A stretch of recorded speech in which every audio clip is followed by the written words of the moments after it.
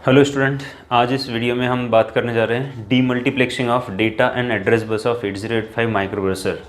So first of all, what is D multiplexer?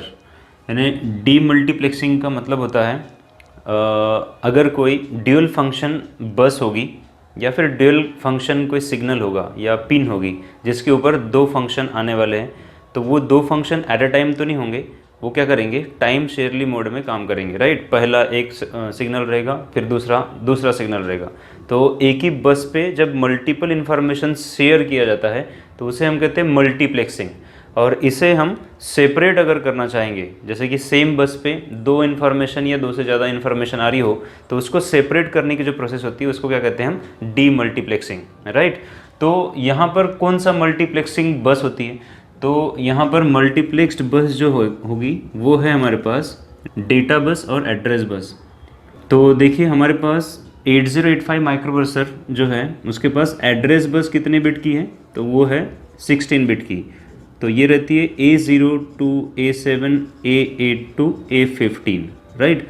And data bus जो है वो 8 bit की होती है, तो इसे कहेंगे हम D7 to D0, right, like this.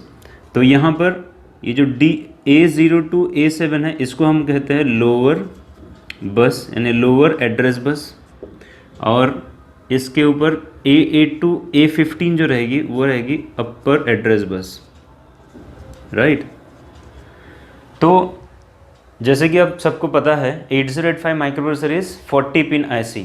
So pins हमें कम से कम यूज़ करना चाहिए। तो यदि हमें ऐसे सिग्नल्स जो एक साथ नहीं जा रहे हो, वो क्या करते हैं, टाइम शेयरिंग मोड में, पहले क्लॉक पल्स पे कोई एक सिग्नल जाएगा, दूसरे क्लॉक पल्स पे दूसरा सिग्नल जाएगा, यानी ऐसे दो सिग्नल जो एट अ टाइम एक्टिवेट नहीं होते या एट अ टाइम नहीं जाते, तो ऐसे पिन्स को हम क्या कर सकते हैं, एक ही पिन की मदद से भेज सकते हैं। ऐसे सिग्नल्स को हम एक ही पिन की मदद से सेंड कर सकते हैं। तो वही फ़ायदा यहाँ पर देखिए एड्रेस और डेटा बस के साथ किया जाता है। कभी भी एड्रेस और डेटा साइमल्टेनियस नहीं जाती, पहला क्या होगा, एड्रेस जाएगा और उसके बाद फिर डेटा लोड होगा, राइट। तो यहाँ पर हमारे पास जो 16 पिन है, तो इन 16 पिन में से हम ये जो लोअर जो बस है आपका एड्रेस बस, इसको हमारे पास जो डेटा बस है D0 to D7, इन दोनों को क्या कर देते हैं, मल्टीप्लेक्स्ड कर देते हैं। जब ये दोनों मल्टीप्लेक्स्ड हो जाएगा, यानी इसको हम कहेंगे मल्टीप्लेक्स्ड, तो ये मल्टीप्लेक्स्ड हो गए तो एक ही बस से जाएगा और इस बस का नाम बोलेंगे हम AD0 to AD7, AD0 to AD7, यानी यहाँ से 8 बिट और यहाँ से 8 बिट, ऐसे दोनों मिला के ये हो गया आपका 2:1, यानी 2:1 मल्टीप्लेक्स्ड। अब ये बस कहाँ पर है, माइक्रोप्रोसेसर के अंदर है। लेकिन जब आप इस IC को यानी 8085 माइक्रोप्रोसेसर को किसी दूसरे IC के साथ में इंटरफेस करते हैं या फिर दूसरे डिवाइसेस के साथ इंटरफेस करते हैं, फॉर एग्जांपल मेमोरी के साथ इंटरफेस करना है या इनपुट आउटपुट डिवाइसेस के साथ इंटरफेस करना है, तो आपको क्या करना पड़ेगा, इसका जो डेटा बस है और एड्रेस बस है उसको सेपरेट करना पड़ेगा। अब ये जो सेपरेट करने की प्रोसेस है उसे ही हम क्या कहते हैं, D multiplexing of data and address bus. अब देखिए आप लोगों को पता होगा कि मल्टीप्लेक्स्ड जो होता है उसमें सिलेक्ट लाइन होती है। जैसे कि यदि यहाँ पर 2:1 का अगर मल्टीप्लेक्स है, 2 to 1 मल्टीप्लेक्स्ड, तो यहाँ पर आपको क्या रहेगा, एक सेलेक्ट लाइन लगेगी जैसे कि S0। तो यदि S0 के सिग्नल पे पिन हमने लॉजिक 0 दिया, तो मान के चलते हैं कि यहाँ से पर्टिकुलर ये वाला बस यहाँ आउटपुट में आएगा।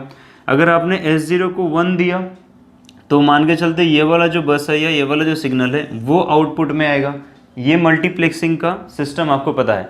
तो सेम थिंग, ये जो सिलेक्ट लाइन है यहाँ पर माइक्रोप्रोसेसर के पास कौन सी है, तो माइक्रोप्रोसेसर के पास सिलेक्ट लाइन होती है ALE, इसका नाम है एड्रेस लैच इनेबल। तो एड्रेस लैच का मतलब ही होता है कि हमारे IC के यानी 8085 माइक्रोप्रोसेसर के बाहर एक लैच लगा होगा और वो लैच हमारा एड्रेस बस को सेपरेट करने के काम में आया होगा, इसलिए उसका नाम है एड्रेस लैच, ठीक है।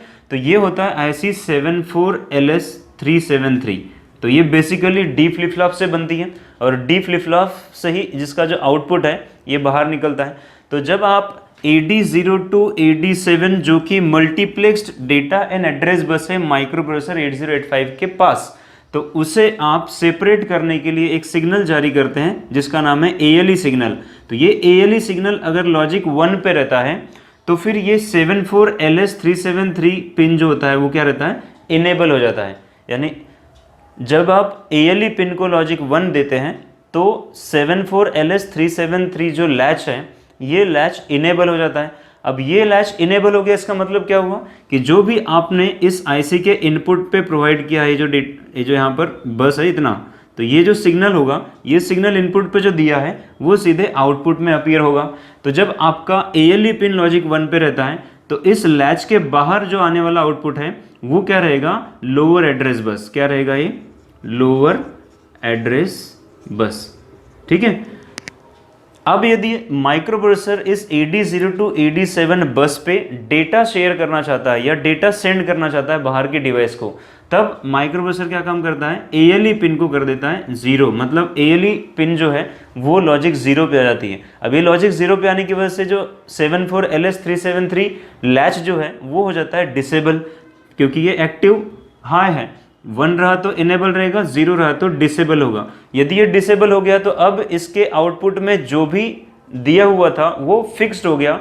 अब आपके इनपुट से आउटपुट मॉडिफाई नहीं होने वाला है, राइट। तो अभी जो इनपुट में आने वाला रहेगा वो क्या रहेगा, डेटा, क्योंकि अब माइक्रो प्रोसेसर क्या करना चाहता है, डेटा शेयर करना चाहता है, क्योंकि इसने ALE पिन पे लॉजिक 0 भेजा है। तो अब यहाँ से जाने वाला जो सिग्नल है उसको ब्लॉक करके रखेगा, क्योंकि वो बाहर नहीं भेजेगा।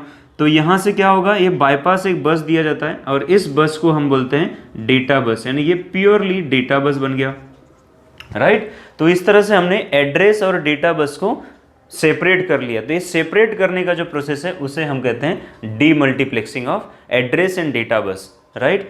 अब यहाँ पर जो डेटा बस है ये डायरेक्टली बाहर नहीं होता, यहाँ पर भी एक लैच लगाया जा सकता है और हो सकता है 74LS373 लगा दिया जाए। और इसको इनेबल जब पिन देते हैं तो यहाँ से ALE पिन को नॉट गेट लगा के उसको इनेबल पिन दे देंगे। तो जब डेटा आएगा तो डेटा लैच सेलेक्ट होगा, और जब एड्रेस आएगा तब एड्रेस लैच इनेबल रहेगा या सिलेक्ट रहेगा, राइट। तो इस तरह से हमारे पास एड्रेस और डेटा बस दोनों डीमल्टीप्लेक्स्ड हो गए। आई होप आपको ये demultiplexing of address and data bus समझा हो। तो मिलते हैं नेक्स्ट वीडियो में। जय हिंद।